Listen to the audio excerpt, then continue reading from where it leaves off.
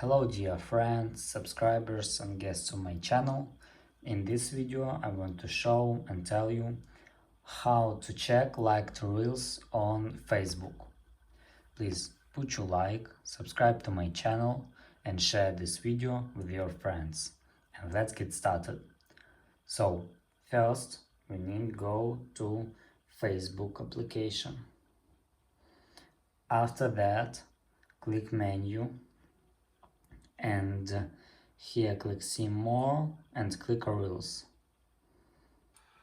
After that we need to put our like here and go back again. Now go to settings and now scroll down and click activity log here, and now you can scroll to the right and here click activity history, and here you can find this reel. And that's all. This is very easy way to do.